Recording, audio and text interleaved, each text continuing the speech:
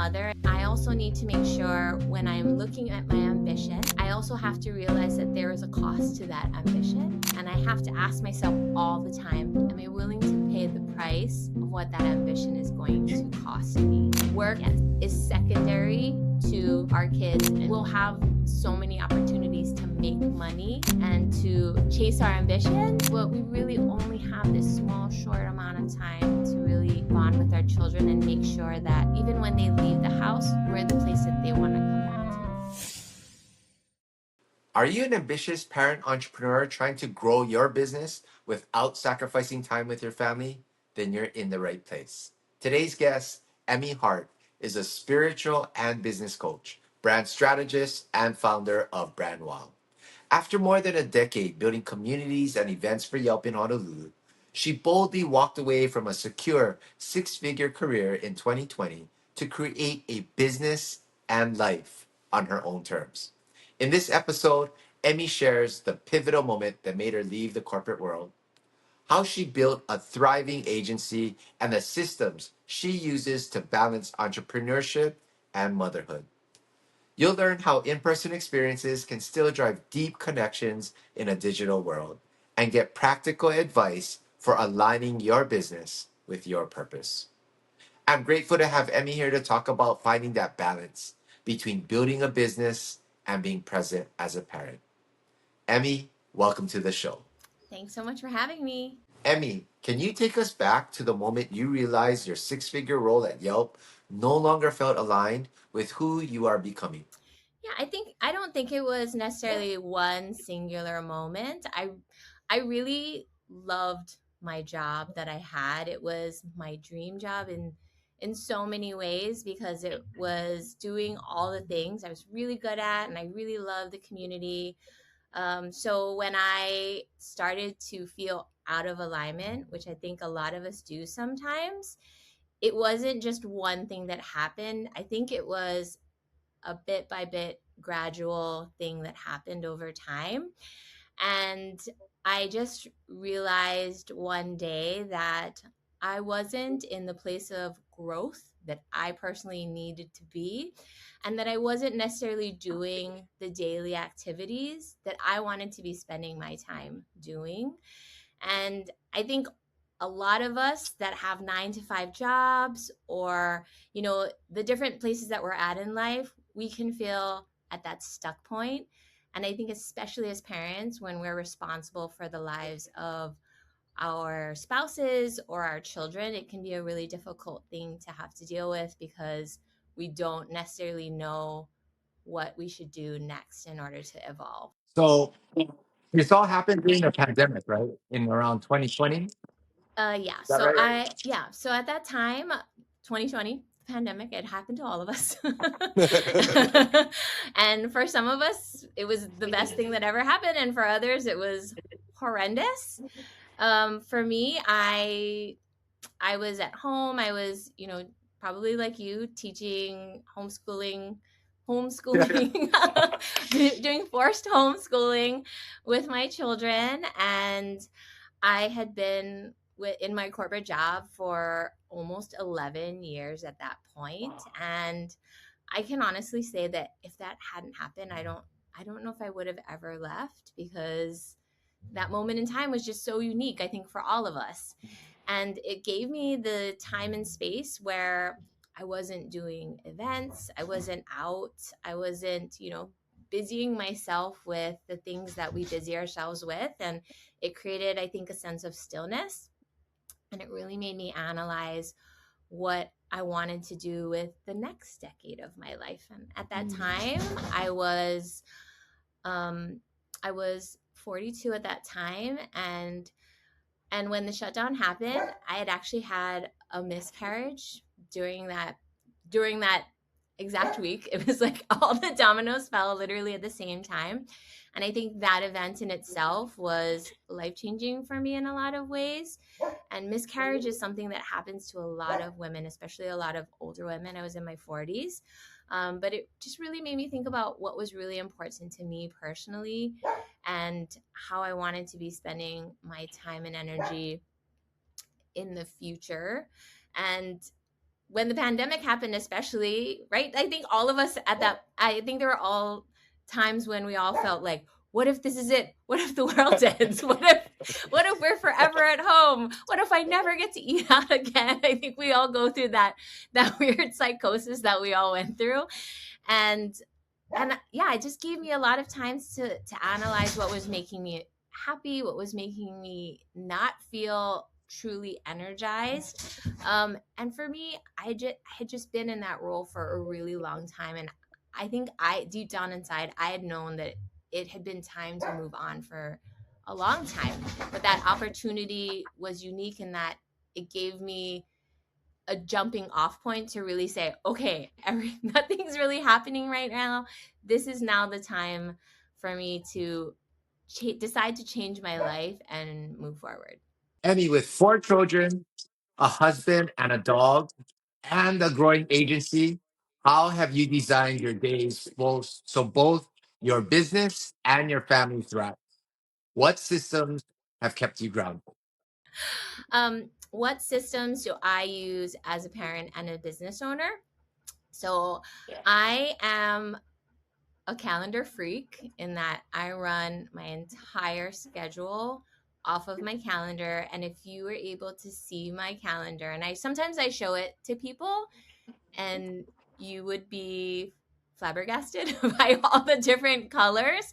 Other type A moms can definitely understand this system because they most likely use it.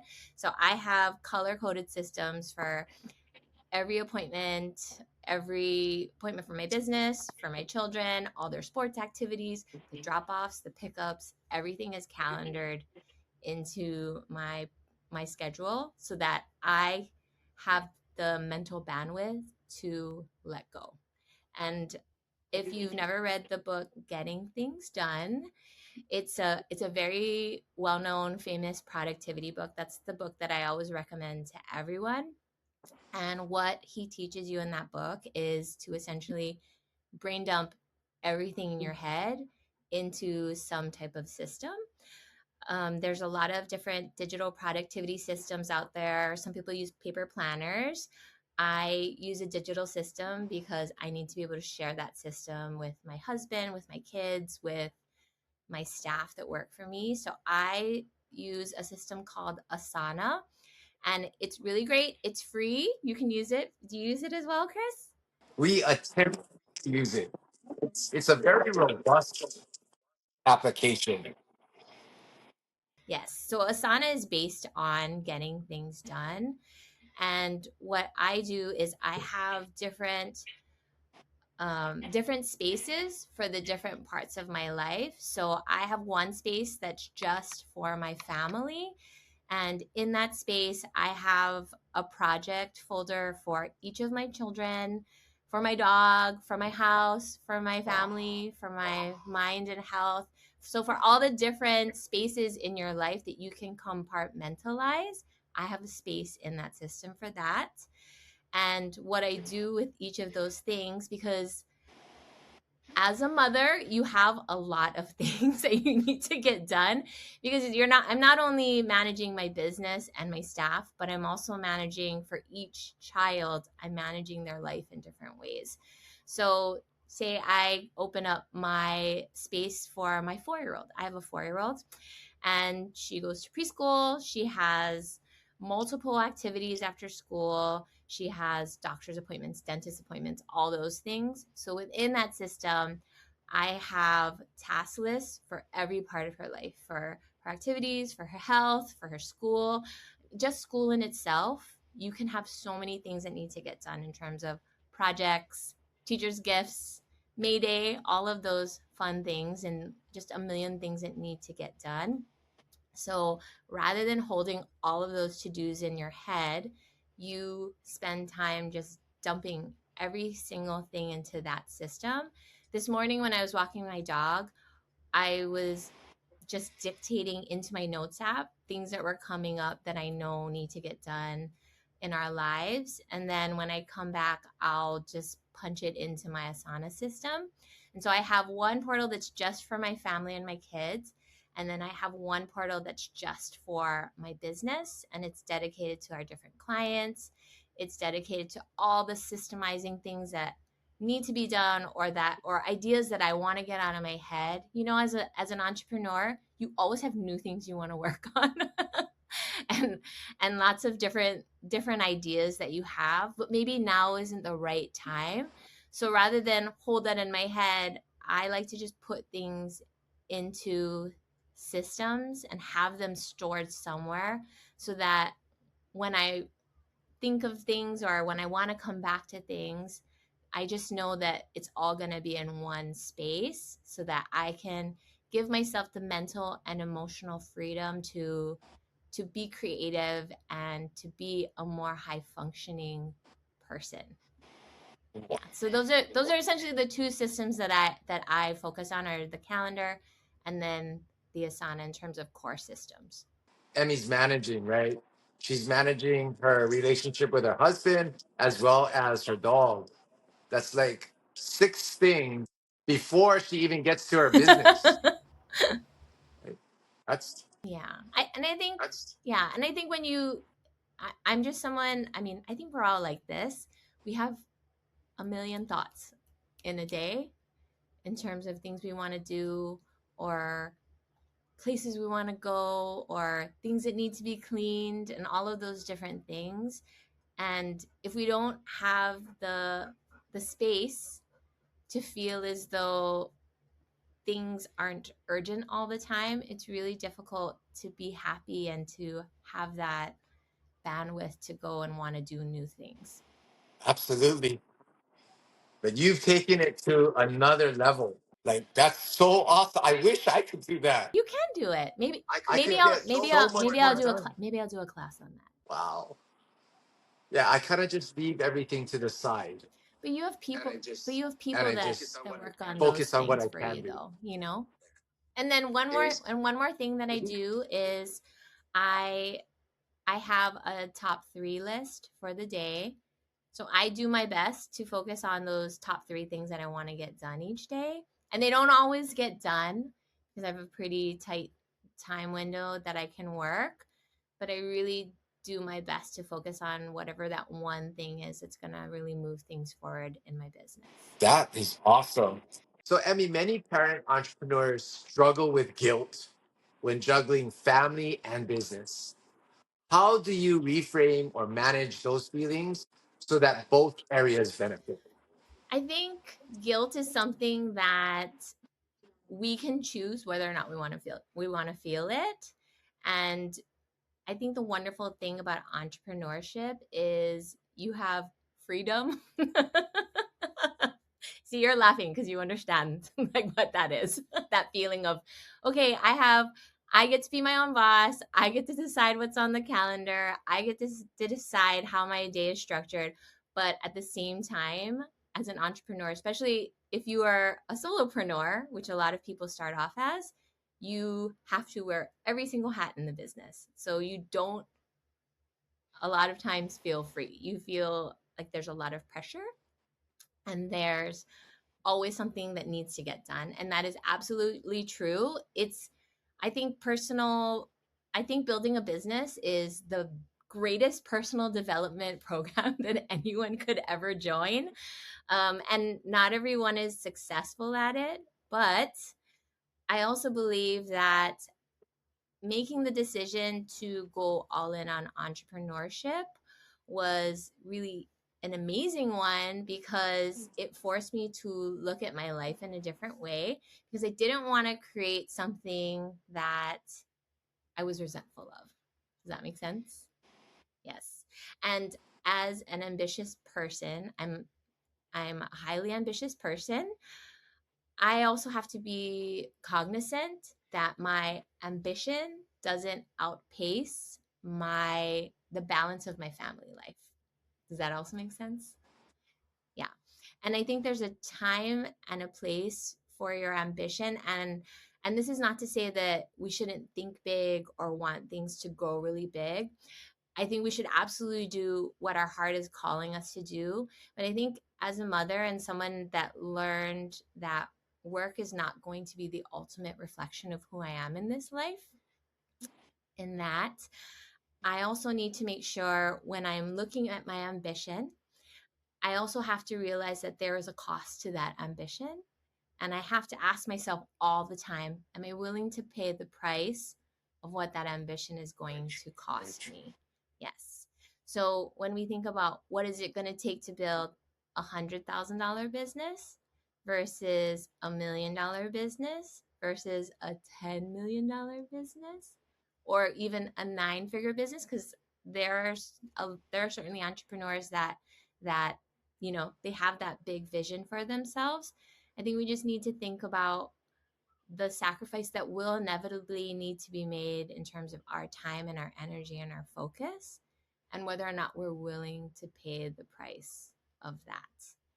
But I would also like to say, if we really do think about things from the viewpoint of time and energy and leverage and people and all of those different things, there are for sure workarounds that we can think of creatively so that we can build all the things in our life that we really want for ourselves. But we just have to be willing to remove the things that maybe aren't what I like to say are the hell yes, the hell yes in our lives. So for me, my family, hell yes, all the way. That's the number one most important thing, that I get to spend lots of time with our kids now, because I have two older ones that are, they're almost ready to leave. I have a 15-year-old. We have 3 years left with her before she goes to college. And then I have a 4-year old that we have essentially 14 more years left with until she's grown. But Chris, that time, it goes by like that, so fast, Oh, so oh, fast. Yes. And I just want to make sure, I think this run, that I really know that I did it right, that I was really present with my kids, that I have a high quality relationship with my husband where we just are truly in love with each other every single day. And my business is not the main priority in my life. That's just mentally where I've put it, in that, when I want to make sure we are both always taking the kids to school together. That's something we do together every single day, because it's our time as a family together in that car. And that I always want to make sure I'm picking up our kids at 2:30 every single day. That's also another thing that I told myself was important to me, because that car ride time, it's this little box of time, but it's that one time of the day that you can really connect with them and you can ask them about their day. And I think the consistency of that moment, I feel like they're going to remember that, inside of themselves. And so there are different things that I have told myself, and my husband and I've had conversations about this, that really are non-negotiables for us. Like, we're very focused on cooking cooking really great meals for our kids. Like, we pack home lunch for our kids, all those different things, that we have already intentionalized, that are really important to us as a family and as parents, and that we're together on it. So we wake up at the same time together and we do that together. If I can't pick up the kids because there is a work thing that I can't move, or if there's a work thing that he can't get out of, then we're always communicating to make sure that that's our priority. So at the end of the day, work is secondary to our kids and making sure that we're on the same page together, because we always feel like we'll have so many opportunities to make money and to chase our ambitions, but we really only have this small short amount of time to really bond with our children and make sure that even when they leave the house, we're the place that they want to come back to. what an amazing life. I don't think everything's perfect, but It's yeah. awesome. So we talked briefly about hiring assistant. Both you and I use assistants to free up our time so that we can do what we want to do.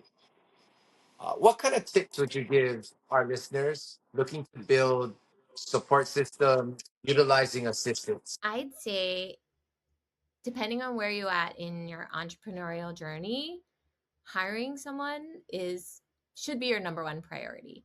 in terms of spend in your business.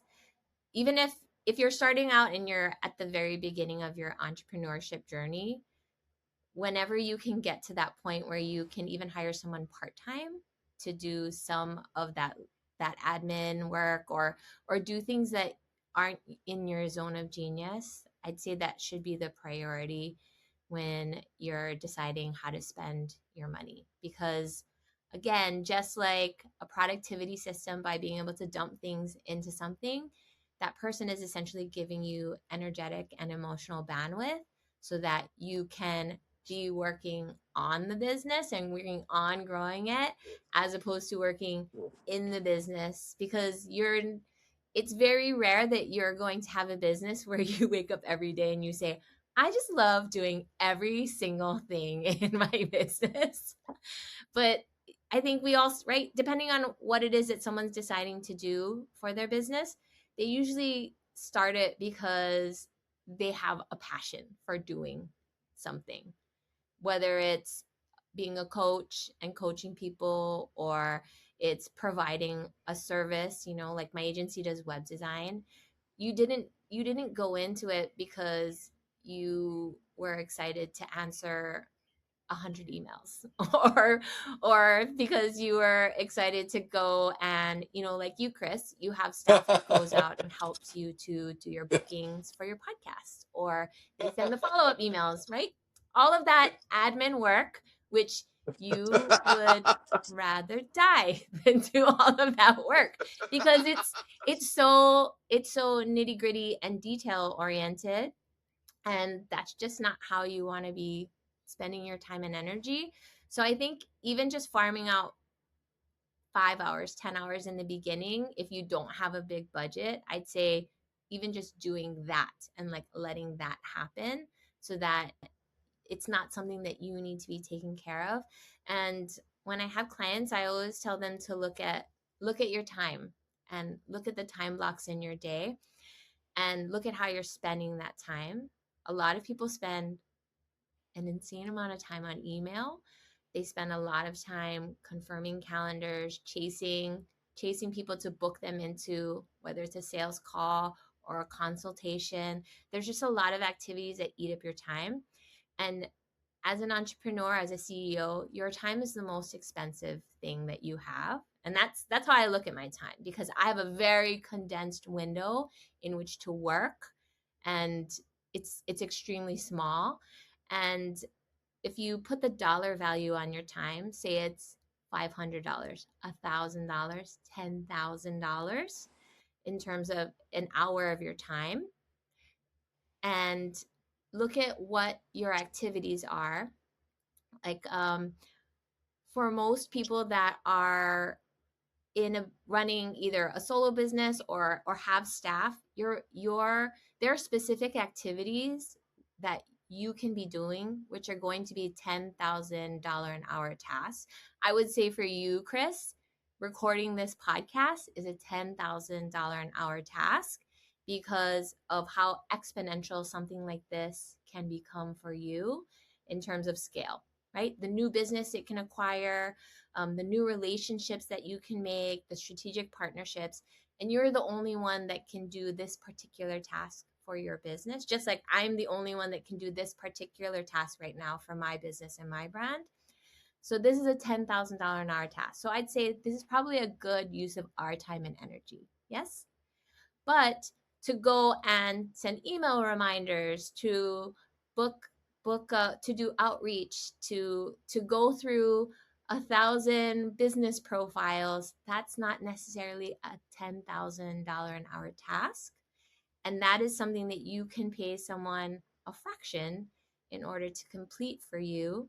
So looking at how someone spends their time is really interesting, because when you look at what's a sales oriented activity, what's a partnership oriented activity, what's really a growth lever in the business, when you analyze someone's time, I for sure know that if you look at their time and how it's spent, you'll be able to see how much money they're actually making.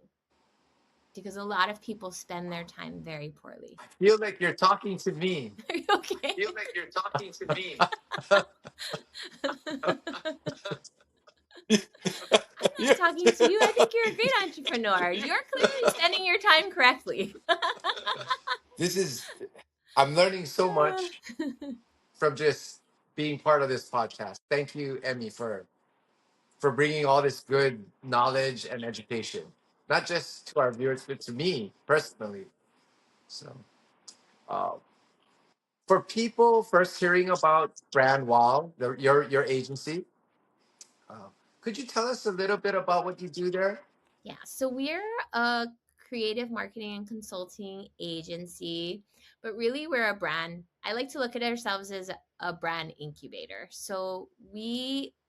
I, okay, so when I started my entrepreneurial journey, I wasn't sure what I wanted to do. All I knew after I left my job was that I wanted to make sure that every day I woke up in my business, I could say, hell yeah, I really love doing this. And I come from this energetic spiritual place where I know that if I'm really happy and I'm really aligned in the work that I'm doing and I'm really enjoying it, I'm just going to make so much money because that energy is going to bring things alive in a way that hard work is never going to be able to I don't ever want my work to feel hard. Does that make sense?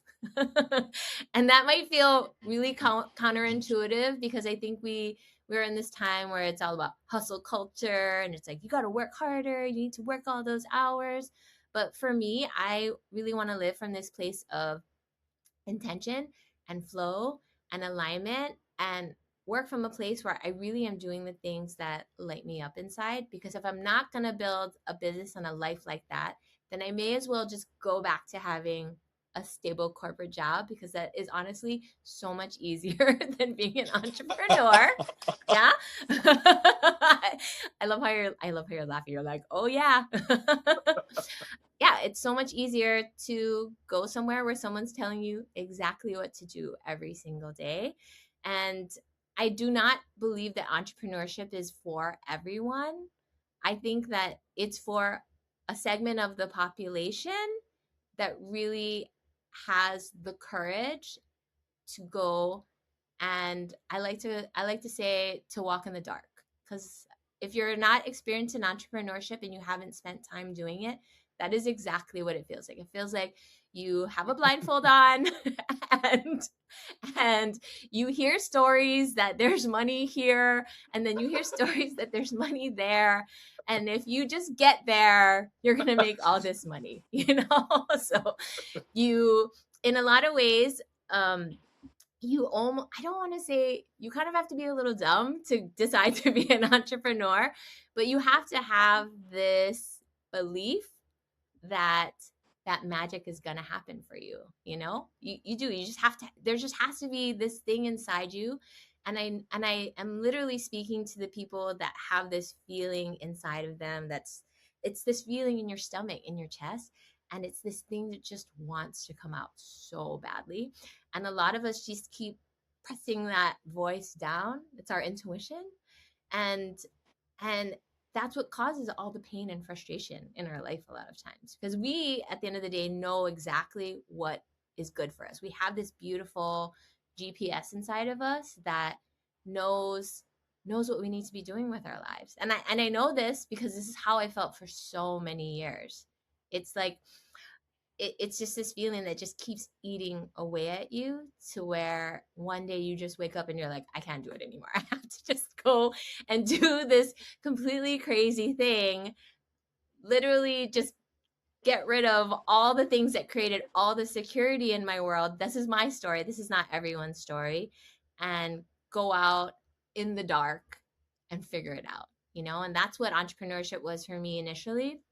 And that I I worked in our my husband and I have a solar business, so I worked in that for a little bit, and I was not happy in it. I was like, this is terrible. Like I would rather be in my corporate job, because at least that's doing things I really like doing.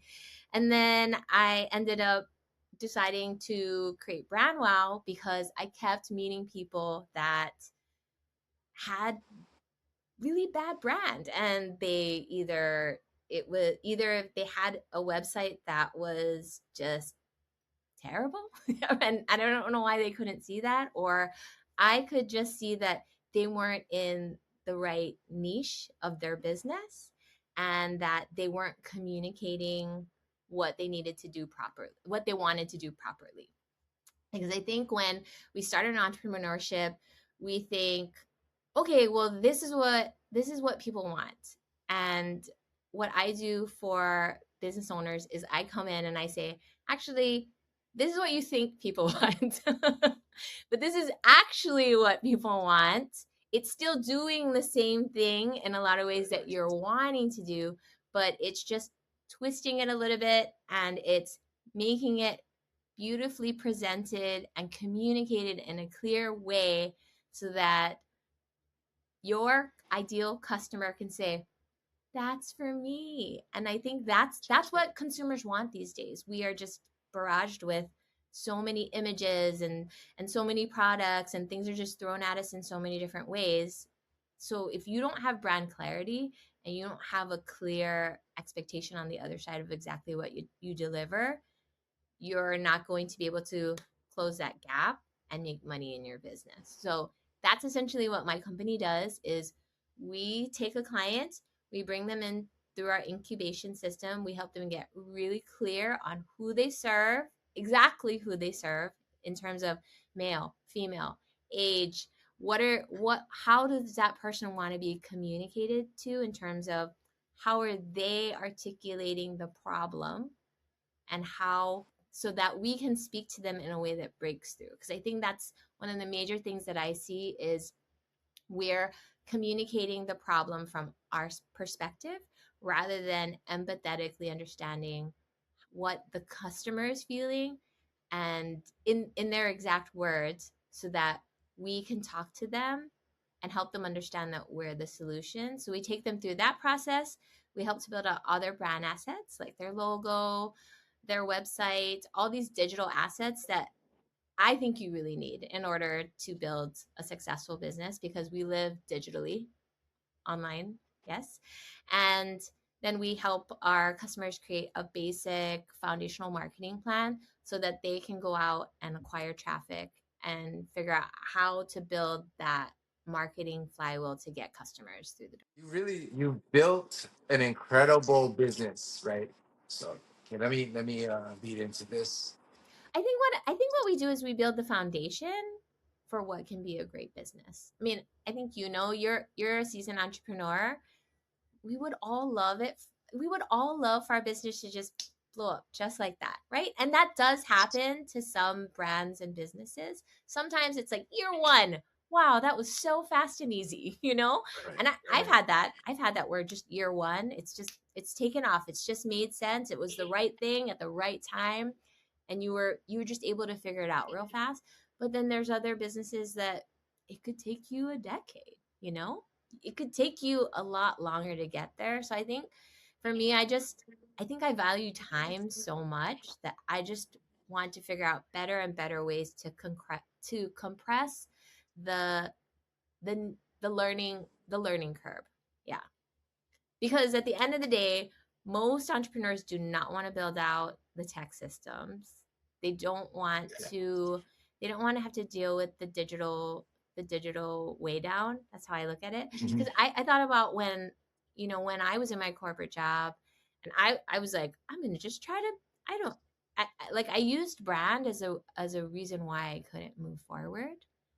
And that, I mean, that's essentially why I created my business, because I realized I was like, that's actually something that's really stopping people, is not feeling like a legitimate business person, or that they had that imposter syndrome because they didn't have a website, and there's people that say you don't need a website, you can build a business without a website, and yes, you can. But I think for a lot of people that are solopreneurs especially, or have a smaller business, there's almost this energetic legitimization inside themselves that creates so much more confidence when they have a brand they feel really good about projecting out into the world.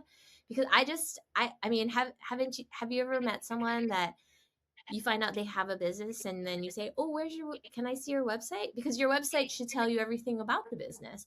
And then they'll say things to the effect of, oh, I have one, but I don't want you to see it. Like I run into that a Oh. lot. Oh, I don't want you to see it. Or it's like, oh, I don't have one. Or they're just like, they're a little bit embarrassed by that. And then in this day and age, you can DIY it, you can create it yourselves, but a lot of people don't feel comfortable doing that, or they've tried to do it and they hate it, because design is a very it's not a simple easy thing. And I think especially when it comes to yourself or your baby, your business is your baby that you're working on growing, and it doesn't always listen to you. I think a lot of people struggle with that visibility portion for themselves and for their business. And if we never get over that visibility portion and get into the growth portion of really growing our community and communicating with our customer, it's really difficult to make money. Very true. Yeah. Alongside your brand wow agency, right? You also do choose yourself coaching. Is that right? Yeah.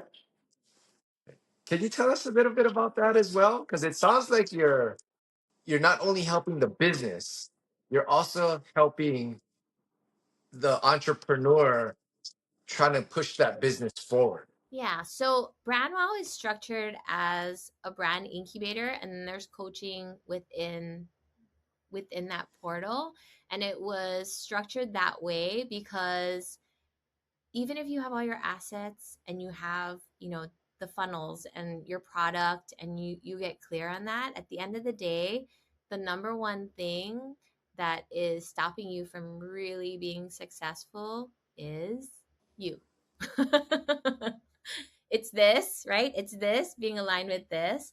And a lot of times, your mind is trying to run away from whatever it is that you're wanting to create. So the the coaching was implemented into BrandWow to help people lock in and honestly give permission for people to be more and want more and have more. And I think that's something that we can struggle with a lot in terms of identity. I also do spiritual life coaching for a select number of clients, but I focus most of my time and energy into brand because that just seems like that's really where people are needing the help. And it's just coming to terms with, I think, things that are often from childhood in terms of the way we feel about ourselves, and it's things that we have to unearth in order for us to feel comfortable becoming visible and to feel good about being the face of our business and to feel good about communicating our value in a way that makes people want to buy, and really allowing that money into our lives. And when I talk to people that are struggling making money, it's yes, sometimes it's their systems, but 99% of the time it's really you as an individual, and you allowing that door of abundance to open up and come into your life. And for some people, it's it's a mother or father figure that told them that I have such high expectations of you, but in a lot of ways that lowered their self esteem about themselves and their ability to bring in money. And it's a very common story for a lot of women. A lot of women. For men, money is an identity thing in terms of being what it means to be a great man is to be able to make a lot of money and to provide. So it's actually easier to get my male clients to make money than it is to get my female clients to make money. It's very interesting that Oh, way because it's literally an unraveling of all of these generational stories that they've been hypnotized into thinking, and and and I'm someone I think especially if you're a coach or a consultant, or you're able to package your service, you need to be able to sell your service in a higher ticket capacity so that you can have the ability to do things like market by advertising and to hire staff. And it's always figuring out how do we get to that place to where the entrepreneur can really say yes to themselves and really choose themselves, because building a business, that's what building a business is. It's really choosing yourself. It's choosing that you're going to bring this thing into the world and you're going to make it visible and you're going to make it valuable to other people and you're going to create that money, because it's really just an idea. All of this, it's just idea, it's words. And the first thing is you have the idea and then you need to bring the words forward, which is what a lot of people have trouble doing, is even speaking about their dream. I think we know a lot of people who have secret dreams about themselves, and it's bringing that forward in a way that's where they can say, yes, this is who I want to be in the world. And it's really hard for a lot of people because your entire life you said you were this person, and then now that you're creating a business, you're saying, wait, I'm actually this person.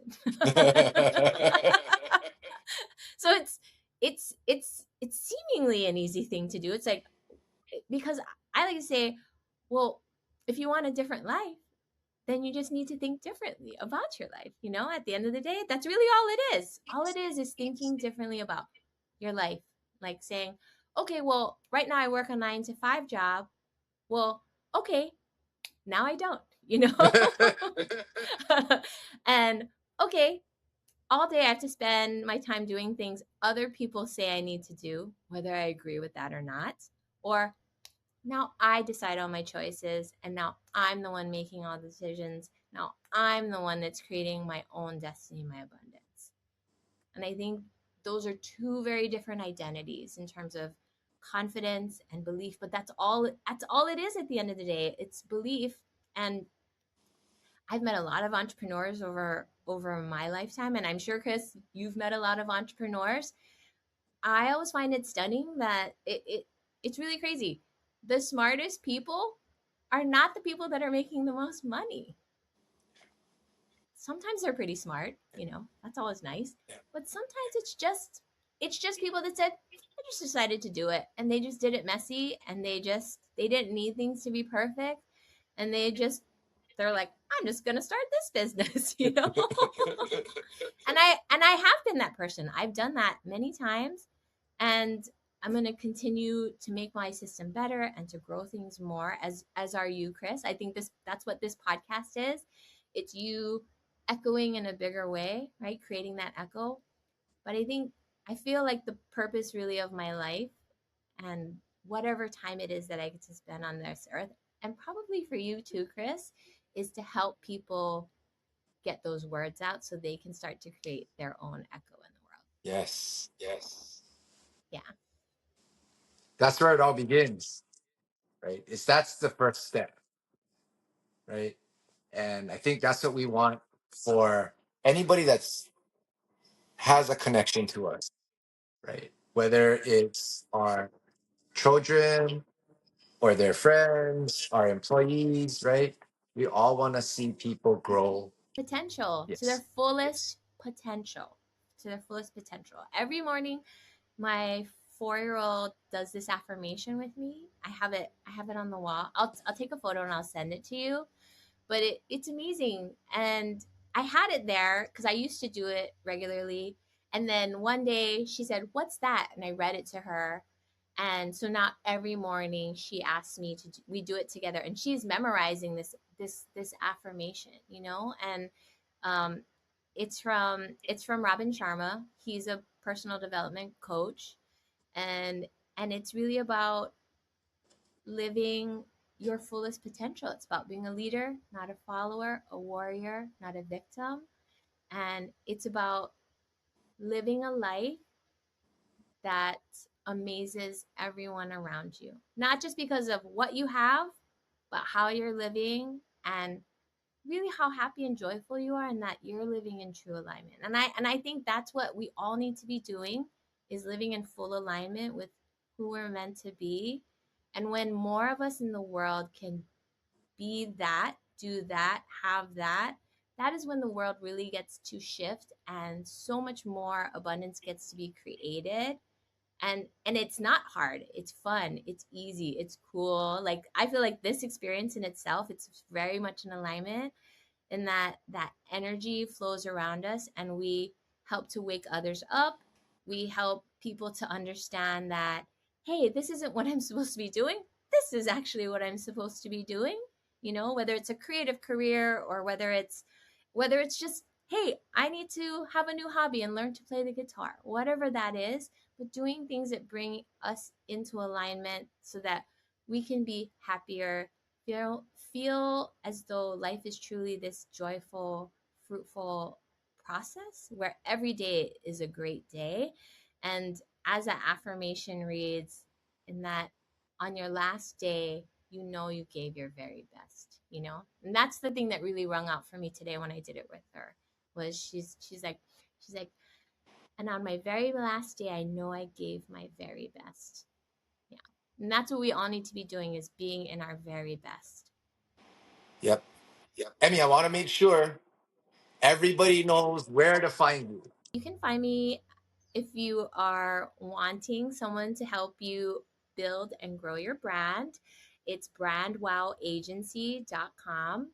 And then if you're just wanting to connect with me on a personal level, on a more spiritual level, you can go to emihart.com, and it has all my contact information there. And I'm Emi Hart everywhere on social media. So Instagram, TikTok, and yeah, I'd love to hear from anyone who is wanting to find more clarity, more momentum, and really accelerate their life so that they can feel as though they're really in alignment with who they want to be in the world. Emmy, thank you so much for sharing your story. You're an amazing entrepreneur and coach. You're a mother. You're a dog mom. You're a wife. I don't know how you hold everything together. Thank you for sharing. Really appreciate you being here. Thank you so much, Chris.